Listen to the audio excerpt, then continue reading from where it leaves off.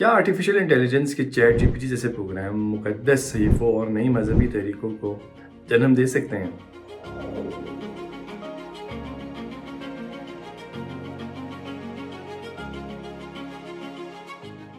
Science fiction فلموں میں دکھائی گئی کہانیوں کی طرح انسانوں کو مشینوں سے محبت ہو سکتی ہے، جبکہ مشین خود حکمت اور قوانین کا ذریعہ بن جاتی ہیں۔ آرٹیفیشل انٹیلیجنس میں مسلسل ترقی کے ساتھ کیا مشینیں نئے فرقوں کو جنم دے سکتی ہیں؟ آرٹیفیشل انٹیلیجنس کے آلات میں بحث و مباحثے میں حصہ لینے، نیوز رپورٹس اور تحقیقی تھیسس لکھنے اور حتیٰ کہ بالوں کو سٹائل کرنے کے مشورے فراہم کرنے کی صلاحیت کو مزید نکھارا ہے۔ اس بات میں کوئی شک نہیں۔ یہ قیاس کرنا کوئی تعجب کی بات نہیں کہ یہ آلات بہت سے معاملات میں انسانوں کی جگہ لے سکتے ہیں، لیکن یہ منظر کیسا ہوگا کہ آرٹیفیشل انٹیلیجنس مذہبی پیشواؤں کی جگہ لے لے، روحانی یا مذہبی مشورے دے، خطبات دے، دعائیں لکھیں۔ ماہرین کا خیال ہے کہ آرٹیفیشل انٹیلیجنس جلد ہی مذہبی پیشواؤں اور رہنماؤں کی مدد کر سکتی ہے، بلکہ ویسے ہی جیسے کہ یہ صحافیوں کو بریکنگ نیوز لکھنے یا پروگرامز کی کوڈنگ میں مدد کرتی ہیں۔ کینیڈا میں یونیورسٹی آف مینیٹوبا کے centre for professional and applied ethics کے ڈائریکٹر پروفیسر نیل میک کہتے ہیں کہ فی الحال اگر کوئی کسی مقدس صحیفے سے رہنمائی حاصل کرنا چاہتا ہے تو مطلوبہ جواب ان کے صفحات میں موجود ہو سکتا ہے، اگرچہ اسے تلاش کرنا مشکل ہوتا ہے۔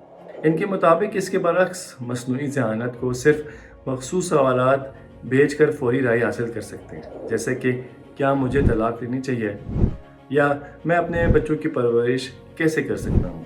آرٹیفیشل انٹیلیجنس روحانی تسکین دیتی ہے یا رہنمائی؟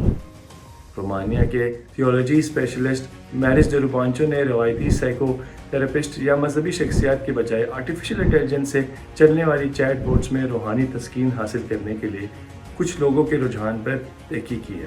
دربنچو کا دعویٰ ہے کہ انہوں نے ایسے افراد کی بڑھتی ہوئی تعداد کا مشاہدہ کیا ہے جو اپنے روزمرہ کی روحانی معاملات میں چیٹ جی پی ٹی جیسے آلات سے رہنمائی حاصل کرنے کے لیے تیار ہیں۔ دربنچو کا کہنا ہے کہ ہم چیزوں کو انسانی صفات دینے کا ایک فطری رجحان رکھتے ہیں، جس کا ثبوت کاروں کے نام رکھنا اور بادلوں میں انسان نما چہروں کو دیکھنے کی ہماری عادت ہے۔ ان کے مطابق انسانی صفات کا پتہ لگانے کے لیے ہماری جھکاؤ اور اس قدر بڑھ گیا ہے کہ ہم اپنے اکثر ان اشیاء کو موجودگی محسوس کرتے ہیں جو حقیقت میں موجود نہیں ہوتی۔ چیٹ بوٹ ڈیزائن کی موجودہ بہتری ان موروثی تعصبات کا کافی حد تک فائدہ اٹھاتی ہے۔ ریسرچر کا کہنا ہے کہ منظرنامے ایسے سوالات کو جنم دیتے ہیں جو مشینوں اور انسانوں کے درمیان روحانی تعلق کے قیام سے آگے تک بڑھ چکی ہیں۔ ریسرچر نے سوال اٹھایا ہے کہ مثال کے طور پر اگر کوئی چیٹ بوٹ سے مشورہ کرنے کے بعد خودکشی کرتا ہے تو کس کو ذمہ دار ٹھہرائے گا؟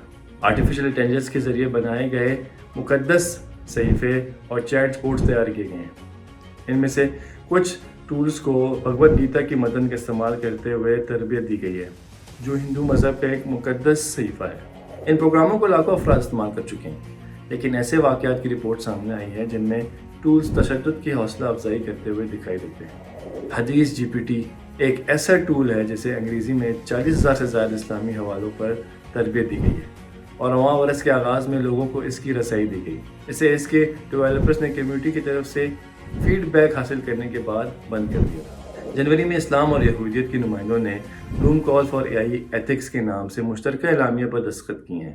یہ تحریک رومن کیتھولک چرچ نے سن 2020 میں شروع کی اور اس کے ذریعے اس ٹیکنالوجی کو شفاف اور جامع بنانے کا مطالبہ کیا گیا تھا۔ متعدد حکومتوں اور ٹیکنالوجی کمپنیوں نے اس کی حمایت کی ہے، جبکہ پوپ فرانسس نے مصنوعی ذہانت کے افق پر منڈلاتے ہوئے بڑے چیلنجز پر بات کی ہے۔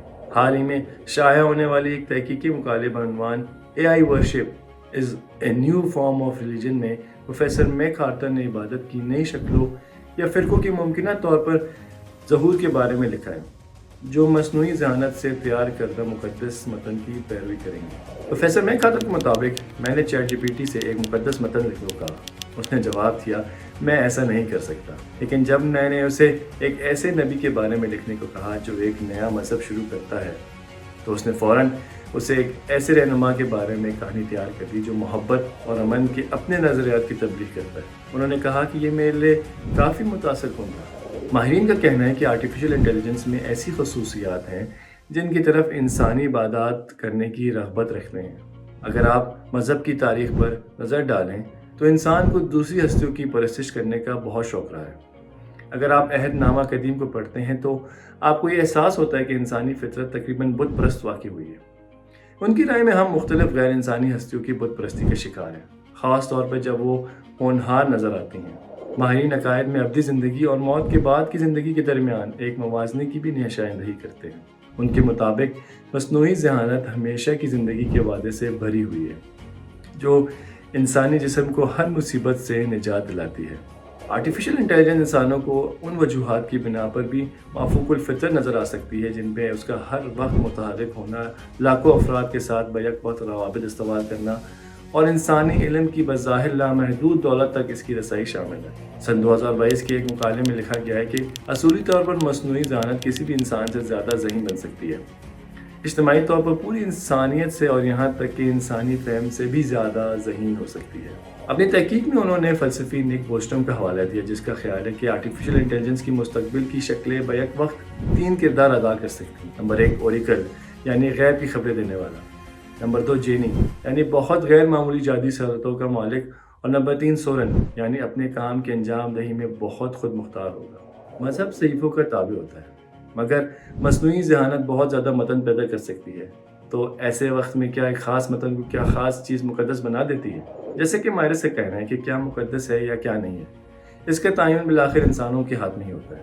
وہ کہتے ہیں کہ پوری تاریخ میں بعض تحریریں وقت کی آزمائش کو برداشت کر گئی ہیں، جبکہ کچھ کا معاملہ مختلف رہا ہے۔ آرٹیفیشل انٹیلیجنس میں بہت ساری تخلیقات پیدا کرنے کی صلاحیت ہے، اور شاید انسانوں کا واسطہ کچھ ایسی چیزوں سے بھی پڑے گا جنہیں ہم خاص طور پر الہامی سمجھتے ہیں۔ پروفیسر میک آرتھر کے لیے آرٹیفیشل انٹیلیجنس کو اب معاشرے کے اندر وسیع اثرات مرتب کرنے کے لیے اسی طرح تیار کرنے کی ضرورت ہے جس طرح 15ویں صدی میں پرنٹنگ کی ایجاد نے مقدس متن کو معاشرے کے تمام شعبوں میں پھیلا دیا۔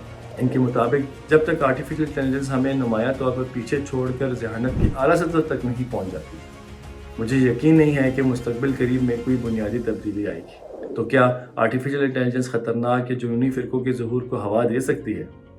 پروفیسر میک آرتھر کا کہنا ہے کہ مذہب میں ہمیشہ اس طرح کا خطرہ موجود رہا ہے۔ انہوں نے کہا کہ کسی بھی وقت جب لوگ مضبوط عقائد رکھتے ہیں وہ مخالف نقطہ نظر کو برداشت نہیں کرتے۔